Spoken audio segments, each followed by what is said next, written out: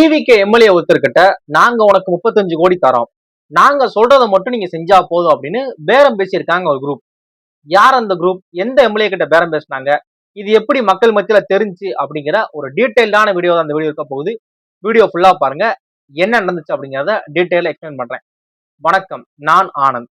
நான் சொன்னோம்ல அந்த டிவிக்கு எம்எல்ஏ அப்படின்னு, யார் அவங்க அப்படின்னா ஊத்தங்கரை தொகுதி எம்எல்ஏவான என் இளையராஜா அவங்க தான். இவங்களுக்கு இதுதான் முதல் தேர்தலை. இதுக்கு முன்னாடி எந்த ஒரு கட்சி சார்பாகவோ இல்ல ஏதாவது கட்சியில வந்து ஏதாவது வேட்பாளரை ஆதரிச்சோ எதுவுமே பண்ணது கிடையாது. அரசியலுக்கு இவங்க தான் ஃபர்ஸ்ட் டைம் வந்திருக்காங்க. இந்த ஊத்தங்கரை தொகுதியில இவங்க எலெக்ஷன்ல நின்று 70,000 ஓட்டு வாங்கியிருக்காங்க. 5,000 ஓட்டு வித்தியாசத்துல இந்த தொகுதியில ஜெயிச்சிருக்காங்க. இவங்களுக்கு வந்து ஜூன் 28, 29 டைம்ல வந்து போன் பண்ணிருக்காங்க யாரோ. போன் பண்ணவங்க என்ன சொல்லியிருக்காங்க அப்படின்னா, உங்களுக்கு நாங்க 35 கோடி தரோம், நாங்க சொல்றதை மட்டும் நீங்க செஞ்சா போதும் அப்படின்னாங்க. என்ன அப்படின்னு கேட்கிறப்ப, சபாநாயகர் மேல நாங்க வந்து நம்பிக்கையில்லா தீர்மானம் எடுக்கலாம்னு இருக்கோம், அப்போ எங்களுக்கு சப்போர்ட் பண்ற மாதிரி நீங்க ஓட் பண்ணணும் அப்படிங்கிற மாதிரி பண்ணிருக்காங்க. யார் நீங்க என்னன்னு இது பண்ணப்ப அவங்க போனை இது பண்ணிட்டாங்களாம். அப்புறம் நேர்லயுமே 2-3 தடவை அவர் அப்ரோச் பண்ண ட்ரை பண்ணிருக்காங்க. அவங்க அதுக்கு இடமே கொடுக்கலையாம். இத பத்தி சென்னை ஆணையர்கிட்ட அவங்க வந்து சொல்லியிருக்காங்க, இந்த மாதிரி எனக்கு போன் வந்துச்சு, இப்பெல்லாம் ட்ரை பண்றாங்க, 35 கோடி வரைக்கும் சொல்றாங்க அப்படிங்கிற மாதிரி சொல்லியிருக்காங்க. அப்புறம் ட்ரிபிள் கேன் போலீஸ் ஸ்டேஷன்ல அவங்க கம்ப்ளைண்ட் ரைஸ் பண்ணி போலீஸ்மே வந்து ப்ராப்பரா எஃப்ஐஆர் ஃபைல் பண்ணி இவங்க யாரு என்ன அப்படிங்கிறத ஃபர்தரா என்கொயரி பண்ணி 3 பேரை அரெஸ்ட் பண்ணிருக்காங்க. யார் யார் அப்படின்னா தியாகராஜன், திருநாவுக்கரசு, நரேஷ், இந்த 3 பேரையும் அரெஸ்ட் பண்ணி அவங்கள இப்ப அவங்க போலீஸ் கஸ்டடியில தான் இருக்காங்க. அவங்கள ஃபர்தரா என்கொயரி பண்ணிக்கிட்டு இருக்காங்க. இதுல என்ன சொல்றாங்க அப்படின்னா, இந்த 3 பேர்ல ஒருத்தர் முன்னாள் மின்சாரத்துறை அமைச்சரா இருந்த வி செந்தில் பாலாஜி அவங்களோட தம்பியோட க்ளோஸ் சர்க்கிள்ல இருக்கிறாங்க அப்படிங்கிற மாதிரி சொல்றாங்க. அவர் தம்பியோட பேர் அசோக் குமார் அப்படிங்கிறாங்க. அந்த அசோக் குமாரோட க்ளோஸ் சர்க்கிள் இருக்கிற ஒருத்தர் தான் இந்த 3 பேர்ல ஒருத்தர் அப்படிங்கிற மாதிரி சொல்றாங்க.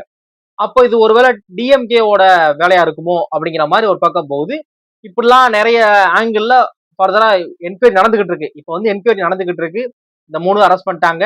ஆனா செந்தில் பாலாஜி அவங்க மேலேயோ இல்ல அவங்க தம்பி அசோக் குமார் மேலேயோ எந்த ஒரு எஃப்ஐஆர் ஃபைல் பண்றதோ எந்த ஒரு கைது நடவடிக்கை எதுவுமே அபிஷியலா வெளியே வரல. இவங்க மேல நடந்தது அபிஷியலா வந்திருக்கு. இளையராஜா அவங்க வந்து கம்ப்ளைண்ட் ரைஸ் பண்ணிருக்காங்க. அந்த கம்ப்ளைண்ட போலீஸ் எடுத்துக்கிட்டு என்கொயரி பண்ணிருக்காங்க. என்கொயரி பண்ணதுல 3 பேர் அரெஸ்ட் பண்ணிருக்காங்க, எல்லாம் நடந்திருக்கு. ஆனா செந்தில் பாலாஜி அவங்க இதுல தொடர்புல இருக்காங்க, அவங்க அரெஸ்ட் பண்ணாங்களா பண்ணலையா, இது வரைக்கும் அரெஸ்ட் பண்ணல. அவங்க வந்து இது இந்த சர்க்கிளுக்கு இந்த பிரச்சனைக்கு காரணம் அவங்க தான், இவங்க தான் அப்படி பேச வச்சிருக்காங்க அப்படிங்கிறதுக்கான அபிஷியலான எந்த ஒரு இதுவுமே கிடைக்கல.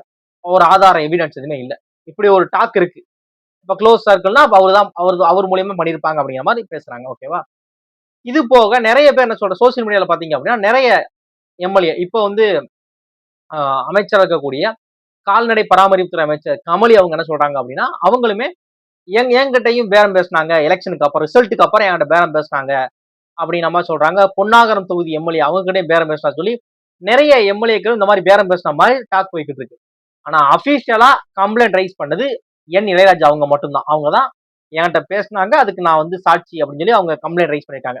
மத்தது எல்லாமே ஒரு டாக்கா இருக்கு, இவங்க கிட்ட எல்லாம் பேசியிருக்கிறாங்க அப்படிங்கிற மாதிரி இருக்கு. அதை பத்தி எல்லாம் இன்னும் பேசல. ஒருவேளை இவங்க கிட்ட எல்லாம் பேசுறது உண்மைதானா, இல்ல இவங்க கிட்ட பேசுறது இதே குரூப் தானா, இல்ல வேற குரூப்பா, அவங்க எதுக்காக பேசினாங்க அப்படிங்கிற ஒரு இது போய்கிட்டு இருக்கு. இது எல்லாமே இன்னமும் கன்ஃபார்மா இவங்க தான் தப்பு பண்ணாங்க, இவங்க தான் பண்ணிருக்காங்கிறது நமக்கு தெரியல. அது வந்து கோர்ட்டுக்கு போய் கோர்ட்ல இருந்து ஜட்ஜ்மெண்ட் வந்தா மட்டும் தான் நம்மளால கன்ஃபார்ம் பண்ண முடியும். ஆனா இப்படி ஒரு டாக் போய்கிட்டு இருக்கு, இவங்களா இருக்குமோங்கிற மாதிரி போலீஸ் நிறைய ஆங்கிள் யோசிச்சிட்டு இருக்காங்க அப்படிங்கிற மாதிரி தெரியுது. போலீஸ் தரப்புல இருந்துமே சில விஷயங்களை அவங்க அபிஷியலா சொல்லிட்டாங்க. இந்த 3 பேர் நாங்க அரெஸ்ட் பண்ணிட்டோம், எம்எல்ஏ கொடுத்த கம்ப்ளைண்ட் படி அப்படின்னு சொல்லி அவங்க இது பண்றாங்க. இப்ப சபாநாயகர் மேல எதுக்கு நம்பிக்கையில்லா தீர்மானம் அப்படிங்கிற ஆங்கிள் யோசிச்சு பார்த்தோம் அப்படின்னா, நம்ம எல்லாருக்குமே தெரியும் போன சட்டப்பேரவையோட கூட்டத்தொடர் வந்து பயங்கரமா இருந்துச்சு அப்படின்னு. ஏன்னா அதுல வந்து விஜய் அவர்கள் வந்து பேச மாட்டேங்கிறார் அப்படின்னு அவர் மேல வைக்கப்பட்ட விமர்சனங்களுக்கு அவர் வந்து ரொம்ப பிரச்சார மேடைகள் அவங்க எப்படி பேசுவாங்களோ அதே மாதிரி டிஎம்கே கவர்மெண்ட்டை போட்டு தாலி தாளிச்சிருந்தாங்க. அப்படி பண்றப்ப அவங்க கை செய்கை பண்றேன்னு சொல்லி சபாநாயகர் அவங்க கிட்ட கேட்டாங்க. அவங்களுமே நீங்க பண்ணுங்க, உங்களுக்கு வந்து முழு அனுமதி, நீங்க உங்க உரையை பேசி முடிச்சுட்டு நீங்க உட்காருங்க தைரியமா அப்படின்ற மாதிரி சொன்னாங்க. அப்போ அவர் வந்து இந்த கை செய்கை காமிச்சாங்க. அது பயங்கர ட்ரெண்டிங் ஆகி அது வந்து ஒரு பேசு பொருளா மாறிச்சு. அப்ப அதுக்கு ரிவெஞ்ச் எடுக்கிற மாதிரி டிஎம்கே சைட்ல இருந்து ட்வீட் எல்லாம் போட்டாங்க. எல்லாம் போய்கிட்டு இருக்கு. இதுல வந்து நிறைய பேர் சில சில அரசியல் விமர்சகர்கள் சொல்ற கருத்து என்ன அப்படின்னா, ஒரு சட்டப்பேரவைக்குன்னு சில மாண்புகள் இருக்கு. அத வந்து சபாநாயகர் வந்து அவரு தான் கண்ட்ரோல் பண்ணணும். அவர் கை சைகை காட்டுறேன்னு சொல்லி இப்படி கை சைகை காட்டுறாரு. அடுத்த வட்டம் பாட்டு பாடுறேன், டான்ஸ் ஆடுறேன் அப்படின்ன மாரி பண்ணா டான்ஸ் ஆட விடுவீங்களா? இல்ல அடுத்த வட்டம் இப்ப வந்து அடுத்து டிஎம்கே பீரியட்ல வந்து அவங்க டிஎம்கே பேசுறப்ப, அவங்க ஒரு கை சைகைய காட்டுறேன்னு சொல்லி தவறான கை சைகை காட்டி என்ன பண்ணுவீங்க? இல்ல அவங்க வந்து உள்ள குட்டி ஸ்டோரி சொல்றேன்னு சொல்லி அவங்க அதாவது ஒரு அரசியல் ரீதியானதா தனிநபர் இது மாரி பண்ணா என்ன பண்ணுவீங்க? அப்படிங்கிற மாரி அவரு மேல சில குற்றச்சாட்டு வைக்கிறாங்க. இதுக்கு வந்து சபாநாயகர் வந்து இது பண்ணிருக்க கூடாது. அனுமதி குடுத்திருக்க கூடாது. ஒரே பேசுனாங்க. ஓகே. எல்லாம் ஓகே. இந்த கை சைகை பண்றது இதெல்லாம் வந்து சட்டப்பேரவைக்கான இதே இல்ல அப்படிங்கிற மாரி சிலர் வந்து இந்த மாரி கருத்துக்கள் சொல்றாங்க.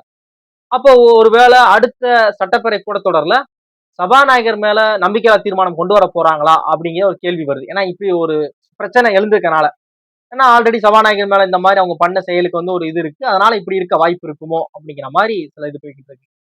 இன்னொரு பக்கம் பார்த்தீங்க அப்படின்னா, அ தற்போதைய மின்சாரத்துறை அமைச்சரா இருக்கக்கூடிய சி.டி. நிர்மல்குமார் அவங்க வந்து அவங்க குடுக்குற எல்லா பேட்டியிலயும் என்ன சொல்றாங்க அப்படின்னா, இன்னைக்கு டேட் காலையில வரைக்கும் டிஎம்கே வந்து தாவேகா ஆட்சியை வந்து எப்படி கவுக்கலாம் அப்படின்னு பல வழிகள்ல யோசிச்சுக்கிட்டு இருக்காங்க. எப்படியாவது ஆட்சியை கவுக்கணும் அப்படின்னு நிறைய பிளான் பண்ணிட்டு இருக்காங்க அப்படிங்கிற மாதிரி சொன்னாங்க. அடுத்த கொஞ்ச நேரத்துல இந்த நியூஸ் வந்து பயங்கரமா ட்ரெண்ட் ஆச்சு. இந்த எம்எல்ஏ கிட்ட காசு பேரம் பேசுறது. இன்னொரு டிஎம்கே சைட்ல நீங்க யோசிச்சு பாத்தீங்க அப்படின்னா, டிஎம்கேவோட கொளத்தூர் தொகுதி முன்னாள் எம்எல்ஏ ஸ்டாலின் சார் வந்து பாத்தீங்கன்னா, அவங்க வந்து அவங்க அட்டன் பண்ணக்கூடிய ஒவ்வொரு வெட்டிங் ஃபங்க்ஷன்லயுமே அவங்க இந்த ஒரு விஷயத்த பேசிக்கிட்டே இருக்காங்க. அது என்ன அப்படின்னா, தாவேகா அரசு வந்து எப்பனாலும் கவுந்துரும்.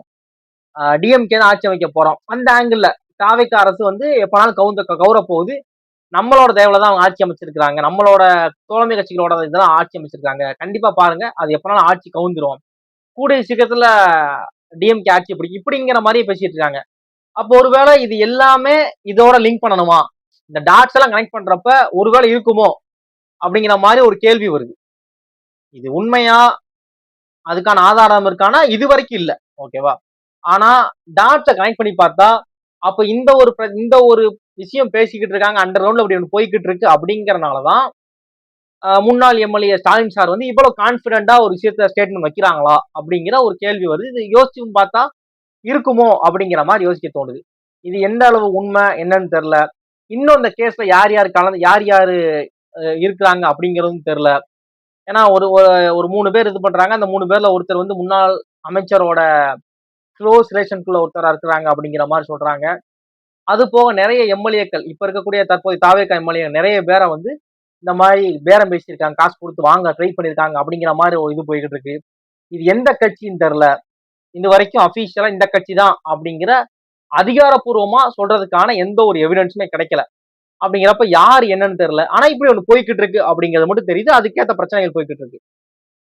ஃபர்தரா இந்த கேஸ்ல ஏதாவது அப்டேட் கிடைச்சா வேற ஏதாவது அமைச்சர் பேரோ வேற ஏதாவது எம்எல்ஏ பேரோ இல்ல மாற்று கட்சியினர் பேரோ இதுல வருது அப்படிங்கிறப்ப அதை நான் கண்டிப்பா அடுத்து உங்களுக்கு அப்டேட் பண்றேன். தொடர்ந்து இணைப்பில் இருங்க. தேங்க்ஸ் ஃபார் வாட்சிங்.